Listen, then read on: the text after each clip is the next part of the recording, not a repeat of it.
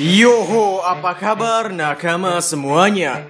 Sepertinya setelah One Piece libur, Eiichiro Oda langsung menyuguhkan kita banyak sekali topik yang bisa kita bahas pada manga One Piece chapter kali ini. Pada awalnya, ketika Orochi mati dengan cara dipotong sekali tebas oleh Kaido, kami merasa agak kecewa karena orang seukuran Orochi yang sudah banyak melakukan tindak kriminal itu matinya seperti tidak merasakan rasa sakit. Desas-desus Orochi akan hidup kembali pun mulai bermunculan ketika CP0 membicarakan tentang kondisi Orochi yang mereka asumsikan telah mati. Dan Orochi is still alive. Dan hari ini kita akan membicarakan the one and only sang shogun daerah Wano Kuni, Kurozumi Orochi. Jadi, selamat datang di Mega Teori Diskus OP. Tanpa basa-basi lagi, langsung saja, mari kita mulai. Kurozumi Orochi, ia adalah karakter paling menyebalkan yang hadir di muka bumi ini. Dengan bentuk wajah sepintas mirip seperti Adudu pencuri Kokotoaba, Orochi menginvasi Wano Kuni. Ia merupakan dalang kenapa Wano Kuni yang tentram dan damai bisa menjadi seperti ini. Ketika Orochi hidup kembali dan bertekad untuk balas dendam pada Kaido, sejujurnya kami benar-benar tertawa. Memangnya apa yang dipikirkan oleh Orochi ketika ia melontarkan kalimat tersebut? Bahkan dalam obrolannya dengan Oden Kozuki atau obrolannya dengan CP0, dibanding dengan mengeluh-elukan kekuatan dirinya sendiri, Orochi lebih sering mengeluh-elukan kekuatan Kaido. Bahkan, para anak buah Orochi yang lain kebanyakan telah gugur di medan perang Onigashima. Dan hal yang ironis adalah, ketika kita tahu bahwa Kaido merupakan orang yang membakar kastil milik Oden Kozuki, dan Orochi merupakan orang yang membakar kastil milik Kaido, ini menjadi semakin menarik. Hal yang terlintas dalam benak kami ketika melihat bahwa Orochi dihidupkan lagi adalah apa yang akan dilakukan oleh Orochi. Maksud kami, apakah ia benar-benar akan mengalahkan Kaido? Apakah Orochi akan menyerang Akazaya? Apakah Orochi masih mengincar keluarga Kozuki? Apakah ia akan menghubungi CP0? Ada banyak pertanyaan yang terlintas dalam benak kami untuk kasus Pak Tua ini. Orochi akan berhadapan dengan siapa? Yap, daripada kita banyak cincau mengenai Orochi, kami yakin nakama akan lebih tertarik untuk mendengar kira-kira Orochi akan berhadapan dengan siapa dan akan dikalahkan oleh siapa.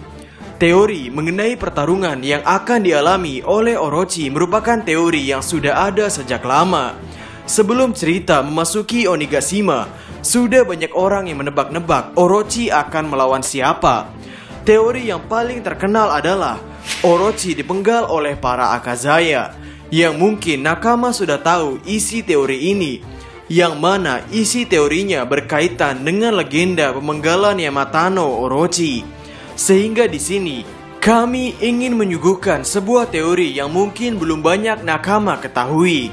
Ketika kami sersing-sersing kembali mengenai legenda pertarungan Susanoo melawan Yamatano Orochi, ketika kami membaca dan berselancar di internet, pedang yang biasa muncul atau sering muncul ketika membaca tentang pertarungan mereka berdua adalah pedang yang bernama Kusanagi no Tsurugi. Sebuah pedang yang baru muncul setelah Susanoo berhasil mengalahkan Orochi, yang mana waktu dulu banyak orang berteori bahwa Zoro bisa saja mendapatkan pedang barunya dengan cara mengalahkan Orochi.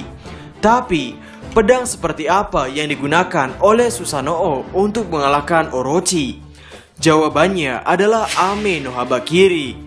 Yap, mungkin nakama sudah tidak asing dengan nama Ame no Habakiri. Ame no Habakiri adalah salah satu pedang milik Oden Kozuki yang diserahkan kepada Momonosuke. Di posisi ini, potensi pedang yang baru kita tahu adalah potensi pedang Enma. Pedang Enma sendiri merupakan pedang yang benar-benar gila.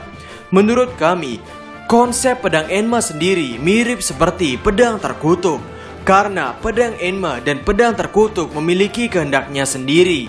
Namun ya, dalam cerita memang tidak dijelaskan secara lugas bahwa pedang Enma adalah pedang terkutuk. Oke, kembali pada potensinya. Potensi pedang Enma tidak main-main. Pedang Enma mampu menebas 3 kali lipat lebih besar dari yang direncanakan oleh pengguna pedangnya. Terlihat dengan yang terjadi pada kasus Zoro. Zoro juga belum bisa menggunakan Haki Ryuo, tapi pedang Enma mampu mengeluarkan penggunanya potensi tebasan Haki Ryuo. Di One Piece chapter 955, ketika Hitetsu membagikan pedang peninggalan Oden Kozuki itu, di sana kita mendapatkan demonstrasi bagaimana kekuatan pedang Enma. Dan kita belum diperlihatkan demonstrasi bagaimana potensi pedang Ameno Habakiri. Hal ini terjadi karena Momonosuke berpendapat bahwa ia masih belum siap dengan pedang tersebut dan menyuruh Hitetsu untuk menyimpannya. Potensi kemunculan kekuatan Momonosuke. Ada banyak kemungkinan musuh yang bisa menjadi lawan Momonosuke, dan Orochi merupakan salah satunya. Jika Luffy sebagai bajak laut berurusan dengan bajak laut, seharusnya Momonosuke sebagai warga Wano Kuni dan The Next Shogun Wano Kuni mengurusi masalah yang diperbuat oleh Shogun saat ini. Konflik internal keluarga Kurozumi dan keluarga Kozuki juga belum terselesaikan dalam cerita ini. Keluarga Kurozumi belum mendapatkan titik tobat atas apa yang mereka lakukan, atau setidaknya keluarga Kurozumi belum mendapatkan titik pembalasan atas apa yang mereka lakukan.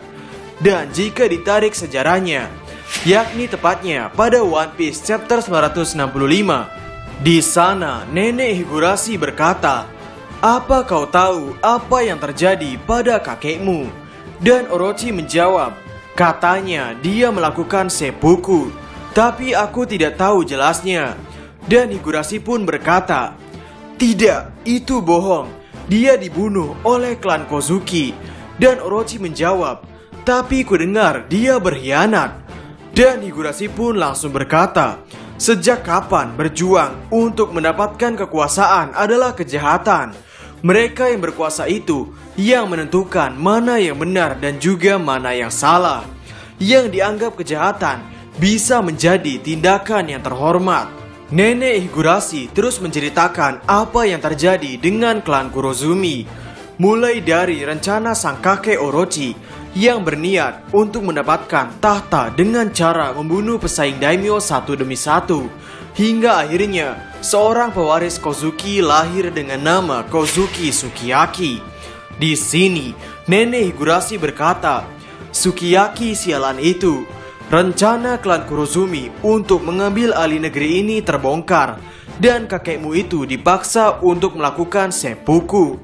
Lalu seluruh klan dibubarkan, seluruh wilayah, istana, semuanya menghilang. Semuanya direbut dari klan Kurozumi. Nama dari klan itu pun selalu dihina oleh orang-orang, dan para anggota yang masih selamat itu akhirnya menjadi gelandangan. Siapa yang harus disalahkan dari kondisi yang juga kau rasakan? Siapa yang harus disalahkan?" Lalu barulah Orochi menjawab dengan mata penuh dendam, "Kozuki Sukiyaki." Dari penggalan cerita ini, Orochi sebetulnya adalah orang yang baik. Ia menerima fakta bahwa apa yang dilakukan oleh kakeknya merupakan pengkhianatan dan kesalahan. Tapi sang nenek Higurashi ini dengan kata-katanya berhasil mengubah Orochi yang culun menjadi Orochi yang pendendam. Sehingga sebetulnya Orochi tidak murni jahat. Ia hanya hadir di lingkungan yang kebetulan tidak baik. Nenek Higurashi benar-benar mengubah karakter Orochi dalam seketika. Sehingga dengan hidupnya kembali Orochi ini, kami harap ini akan menjadi jalan bagi cerita ini untuk menuntaskan konflik internal Kurozumi dengan Kozuki, terutama antara Kozuki Momonosuke dan Kurozumi Orochi. Sehingga bagaimana menurut nakama semuanya? Berikan komentar kalian atau berikan koreksi kalian semua atas teori kami tersebut di kolom komentar di bawah. Kami saat ini sedang mengadakan promo goods One Piece yaitu t-shirt. untuk desain dan harganya seperti yang tertulis pada slide video ini, atau nakama bisa melihat desain lainnya pada katalog t-shirt kami pada nomor WhatsApp tertera. Untuk nakama yang berminat, silakan kontak nomor WhatsApp tersebut. Dan karena ini bukan pre-order, untuk nakama yang memesan akan segera kami proses.